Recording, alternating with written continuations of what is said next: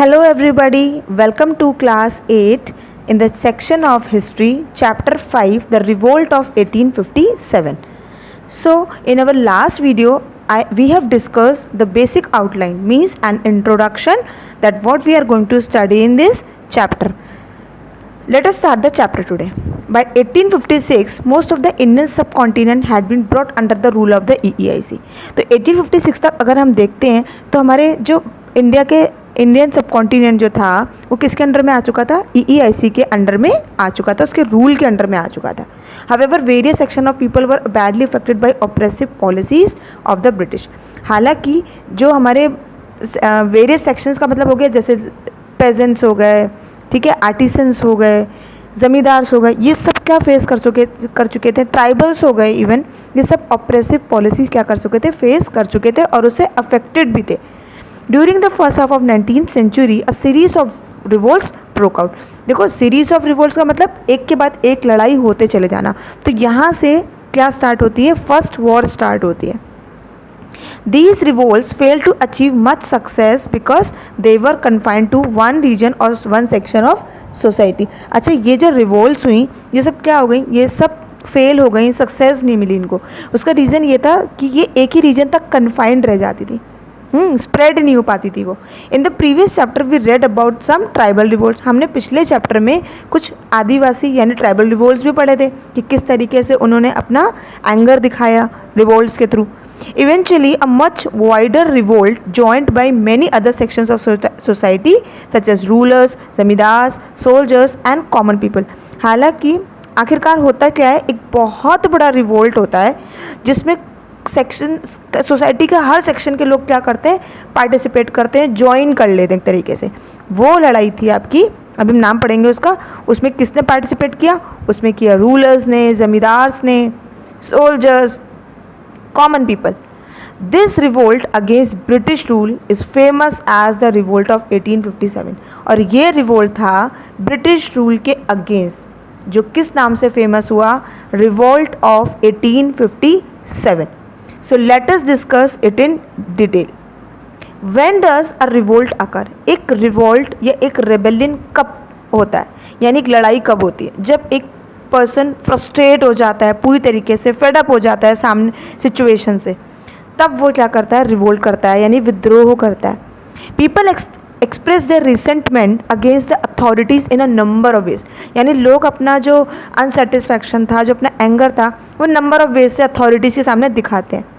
One of these is to launch a revolt. तब जब उनके पास कोई सिचुएशन, मतलब कोई उनके पास ऑप्शन नहीं बचता है, तो वो क्या लॉन्च करते हैं, वो लॉन्च करते हैं revolt. Usually, people resort to a revolt when they feel that it is no longer possible to put up with existing situation. अब ज़्यादातर होता क्या है, जब लोगों को लगता है कि भाई अब हमारे पास कोई ऑप्शन नहीं बचा है इस सिचुएशन से निकलने का, तब वो क्या करते थे, किसका सहारा लेते थे, they took the help of revolt. To be successful a revolt needs a popular leader who can mobilise people for the cause they cherish and the command respect from them. अब अगर एक रिवोल्ट को successful बनाना है तो उसके लिए ज़रूरत है एक पॉपुलर लीडर की. जैसे आप क्लासरूम में बैठते हो ना, तो क्लासरूम में क्या होता है एक्चुअली में, भाई अच्छा मॉनिटर होता है तो क्लास को अच्छे से माइंड कर लेता है. और यही मॉनिटर अगर अच्छा नहीं होता है, लीडरशिप क्वालिटीज़ उसके अंदर नहीं होती है, तो वो क्या करता है, क्लास को अच्छे से मैनेज नहीं कर पाता. वैसे ही एक रिवोल्ट को जीतने के लिए किसकी ज़रूरत थी, एक अच्छे लीडर की, एक पॉपुलर लीडर की ज़रूरत थी.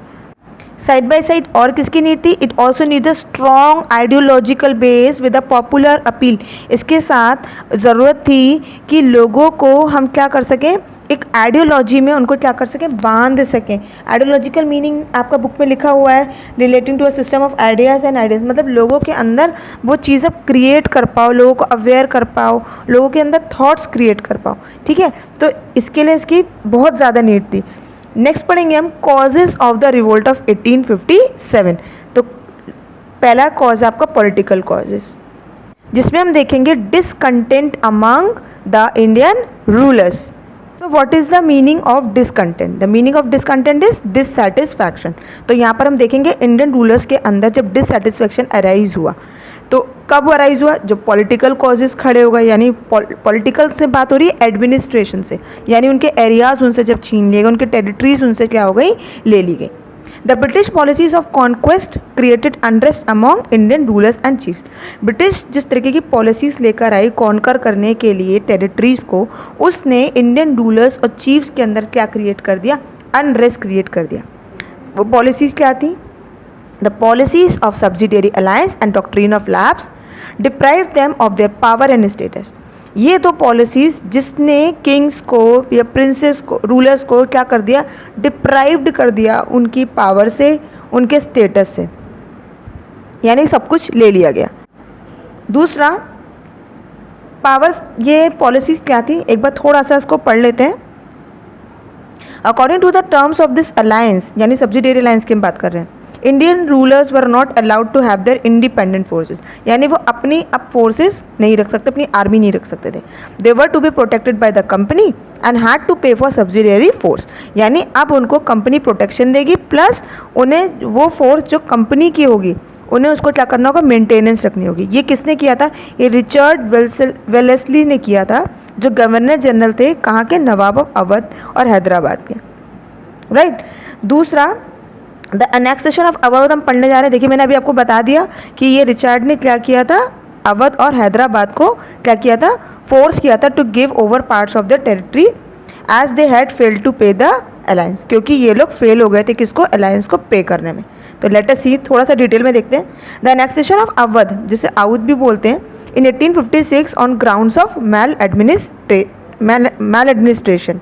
तो मैल एडमिनिस्ट्रेशन का मीनिंग होता है इनएफिशिएंट और डिसऑनेस्ट एडमिनिस्ट्रेशन, यानी अब इसको अगर हम इजी लैंग्वेज में तो कैसे कह सकते हैं? मिसमैनेजमेंट। यानी उनको लग रहा था जो रूलर्स हैं ना, वो मिसमैनेजमेंट कर रहे हैं, प्रॉपर काम नहीं कर रहे, और अपने लोगों का यानी अपनी जनता का क्या कर रहे हैं? मिसयूज़ कर रहे हैं या मिस रूल कर रहे हैं उनके साथ, ठीक है। तो इसलिए उन्होंने अवध को क्या कर लिया? अनेक्स कर लिया इन ग्राउंड्स पर, जिससे deeply hurt the sentiments of company sepoys as most of them came from this state. इससे क्या हुआ? जो कंपनी के जो सिपॉयज थे, जो ज़्यादातर इसी एरिया से आते थे, वो सब क्या हो गए? बहुत हर्ट हुए। The excuse that the governor general Dalhousie gave, अब गवर्नर जनरल ने एक्सक्यूज़ क्या दिया इसको अनेक्स करने के लिए? कि that he wanted to free people from the nawab's mismanagement. मतलब उन्होंने ये एक्सक्यूज़ दिया कि ये अवध को इसलिए अनेक्स कर रहे हैं जिससे कि लोगों को उससे नवाब का जो मिसमैनेजमेंट है, जो मिस रूल है, उससे उसको फ्री करा सके। However they got no relief, हालांकि उन लोगों को कोई रिलीफ नहीं मिला। कोई लोग, ये कौन है यहाँ पे? जो वहाँ की पब्लिक है, कहाँ की? अवध की। अब यहाँ पे पिक्चर में आप देखो तो क्या दिखा रहे हैं? The court of Wajid Ali Shah, the last Nawab of Awadh. जो वाजिद अली शाह थे वो यहाँ के क्या थे? लास्ट नवाब थे, कहाँ के? अवध के। बिकॉज वाजिद अली को क्या कर दिया गया था? डिपोस्ट कर दिया गया, यानी उनको रिमूव कर दिया गया, and its kingdom was annex to British India under the terms of doctrine of lapse. तो यही पॉलिसी के अंडर में इनकी टेरिटरी को क्या कर दिया गया? अनेक्स कर लिया गया। मैंने आपको बता दिया किस ग्राउंड्स पर कर लिया? मिस रूल या मिस मैनेजमेंट के तौर पर। जब टेरिटरी अनेक्स हो गई, इसका मतलब ये इसके क्या थे? ये लास्ट नवाब थे इसके, है ना। Under the British the common people had to pay even more taxes while those working in the administration and the army were thrown out of jobs। अब ब्रिटिश के अंडर में क्या हुआ? जब ये टेरिटरी इनके अंडर में आई तो जो कॉमन पीपल थे, यानी जो आम आदमी थे, उन्हें और ज़्यादा टैक्सेस पे करने पड़ते थे। While those working in the administration, बल्कि कौन? जो एडमिनिस्ट्रेशन में काम करते थे। प्लस इन्होंने क्या किया? जो लोग आर्मी में थे उनको सबको क्या कर दिया? इन्होंने जॉब से रिमूव कर दिया, हटा दिया। इससे क्या प्रॉब्लम क्रिएट हुई? इससे हुआ अनएम्प्लॉयमेंट और पॉवर्टी खड़ी हो गई। कहाँ पर? अवध में। The taluqdars of Awadh lost their land, merchant, shopkeepers, craftsman, musicians and artist who had catered to the Awadh court lost their livelihood. अब जो तालुकदार्स थे, पहले देख लेते हैं तालुकदार्स कौन होते हैं। सी, तालुकदार जो होते हैं ना, देवर एरिस्टोक्रेट। एरिस्टोक्रेट का मतलब होता है member of the highest social class, often with a special title. ये सब क्या होते थे? They were the owner of vast owner of lands. ये ओनर हुआ करते थे किसके? लैंड्स के, ज़मीनों के। And were responsible for collecting taxes. दूसरा ये सिस्टम कब आया, तालुकदारी का सिस्टम हम देखते हैं तो it was introduced by Lord Cornwallis in 1793। And अगर हम देखते हैं कि ब्रिटिश इंडिया में ये कितना प्रीवेलेंट था, तो ये 19% ही प्रीवेलेंट था। किन रीजन्स में, बंगाल, बिहार, उड़ीसा और कुछ नॉर्थ कर्नाटका के कुछ एरियाज़ में भी ये प्रीवेलेंट था। कुछ अगर उत्तर प्रदेश में देखते हैं तो बनारस के कुछ रीजन्स में ये प्रीवेलेंट था ना। यू मस्ट बी थिंकिंग कि कब कलेक्ट करते थे टैक्सेस, तो जो हमने permanent settlement, land system, revenue settlements पढ़े थे, उसमें हमने एक परमानेंट सेटलमेंट पढ़ा था। तो ये परमानेंट सेटलमेंट का एग्जाम्पल देख सकते हो। तो उसमें ही क्या करते थे, ये कलेक्ट करते थे टैक्सेस। ओके सो अच्छा, फिर यहाँ पर ये भी कहता है कि जो लोग अवध में, एक तो तालुकदार की क्या ले ली गई, सारी ज़मीनें ले ली गई। दूसरा जो मर्चेंट शॉपकीपर्स थे, जो सब कैटरिंग करते थे, कहाँ पर, अवध की कोर्ट में। देखो कैटर का मतलब होता है टू प्रोवाइड समथिंग नीड्स, जो लोग कोर्ट में उनके किंग्स की नीड्स को पूरा करते थे, इन सब ने भी क्या खो दिया, they lost their livelihood. Between 1848 and 1854, a number of principalities across the Indian subcontinent were annexed under the policy of doctrine of lapse। अब अगर 1848 से 1854 के बीच का हम टाइम देखते हैं तो नंबर ऑफ प्रिंसिपैलिटीज़ जो थी इंडियन सब कॉन्टिनेंट की, ये सब अनेक्स हो गई किसके अंडर में, डॉक्ट्रिन ऑफ लैप्स के अंडर में। प्रिंसिपैलिटीज़ मीनिंग होता है यहाँ पे स्टेट्स। तो कौन से स्टेट्स थे, these principalities included Satara, Jaitpur, Sambalpur, Nagpur and Jhansi. The princes of these states were denied rights of succession. अब जो प्रिंसेस थे ना इन स्टेट्स के, इनको डिनाई कर दिया गया इनके राइट से। सक्सेशन मतलब होता है जैसे उत्तराधिकारी, है ना। तो यहाँ पर इनके राइट से इनको डिनाई कर दिया गया कि अब आपके पास कोई भी राइट्स नहीं है। तो क्यों कर दिया गया, देख लेते हैं। डॉक्ट्रिन ऑफ लैप्स क्या होता है, पहले मैं आपको वो एक्सप्लेन कर देती हूँ। सी, डॉक्ट्रिन ऑफ लैप्स जो सिस्टम था, ये किसने इंट्रोड्यूस किया था, ये लॉर्ड डलहौजी ने इंट्रोड्यूस किया था, जो गवर्नर जनरल थे 1848 से 1856 तक। ही डिवाइज द डॉक्ट्राइन। अब it stated that a kingdom could be annexed if the king died without a male heir। तो इन्होंने ये कहा था कि एक किंग का टेरिटरी या उसका किंगडम जो है वो कब अनेक्स हो जाएगा, जब उसकी डेथ हो जाएगी और उसका कोई भी नेचुरल हेयर नहीं होगा, यानी उसकी कोई क्या नहीं होगी, ब्लड, उसका खुद का कोई ब्लड सन नहीं होगा, राइट।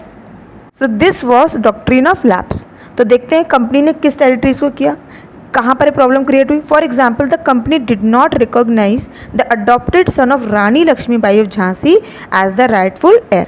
अब कंपनी ने किसको रिकॉग्नाइज नहीं किया, किसको नहीं माना, प्रिंस, या किसको नहीं माना, किंग, सॉरी। तो वो थे रानी लक्ष्मीबाई, जो थी कहाँ की, झांसी की थी। और जो उनके सन थे दामोदर राव, वो क्या थे, वो उनके अडॉप्टेड सन थे। तो उन्होंने उसको क्या नहीं माना, उसको राइटफुल हेयर नहीं माना। दूसरा, द नवाब ऑफ कर्नाटक और तंजौर जब हम देखते हैं तो they also lost their royal titles. ये मैंने आपको प्रीवियस चैप्टर्स में पढ़ाया है। Nana Saheb, the adopted son of Peshwa Baji Rao second, was denied a pension and force to live in Kanpur. अब जो नाना साहब थे वो भी किसके अडॉप्टेड सन थे, पेशवा बाजी राव सेकंड के अडॉप्टेड सन थे।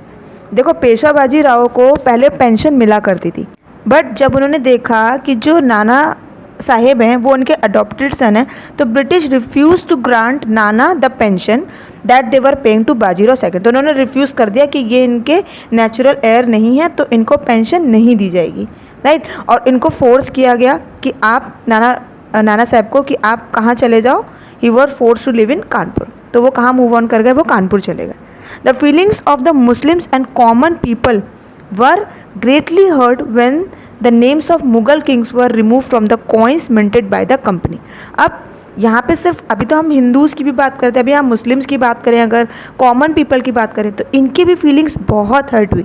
रीज़न ये था कि जो मुग़ल किंग्स के जो नेम्स मिंट हुआ करते थे कॉइन्स के ऊपर, तो वो कंपनी ने क्या कर दिया, उसको भी रिमूव कर दिया। And when Dalhousie stated the descendants of Mughal ruler Bahadur Shah second would be evicted from the palace in the red fort of Delhi after his death. साथ में डलहौजी ने ये भी स्टेटमेंट दिया कि जो मुग़ल रूलर के डिसेंडेंट्स आएंगे, यानी बहादुर शाह सेकंड के बाद, उनको क्या कर दिया जाएगा, रेड फोर्ट से, रेड फोर्ट कहाँ पे, जो दिल्ली में, वहाँ से उनको एविक्ट कर दिया जाएगी, उनको रिमूव कर दिया जाएगा। कब, जब बहादुर शाह की डेथ हो जाएगी तब। तो Bahadur Shah second was to be the last Mughal ruler. इसका मतलब अब वो लास्ट मुग़ल रूलर थे। तो अगर आपसे कोई क्वेश्चन पूछता है लास्ट मुग़ल रूलर कौन थे, तो he was Bahadur Shah second. Plus lord Canning ने क्या डिक्लेरेशन किया 1856 में, that after the death of Bahadur Shah second his successors would not be recognise as kings but would be called princes. साथ में ये भी स्टेटमेंट दी लॉर्ड कैनिंग ने 1856 में, कब, क्या, कि बहादुर शाह सेकेंड की जब डेथ होगी तो उसके जो सक्सेसर्स आएंगे उनको किंग्स का रिकॉग्निशन नहीं दिया जाएगा, वो सिर्फ क्या होंगे, वो सिर्फ एक प्रिंसेस कहलाएंगे। These actions created unrest among the ruling families and made others fearful that a similar fate awaited them. ये सारे एक्शंस देखते हुए रूलिंग फैमिलीज़ जो थी उन सब के अंदर क्या क्रिएट हो गया, अनरेस्ट क्रिएट हो गया। और साथ में जो दूसरे किंगडम्स थे उनके अंदर भी क्या खड़ा हो गया, एक डर पैदा हो गया कि अब सेम इनके साथ भी होने ही वाला है, ऐसी सिचुएशन अराइज होने वाली है। तो यहाँ पर आज हमने कंप्लीट किए political causes discontent among the Indian ruler.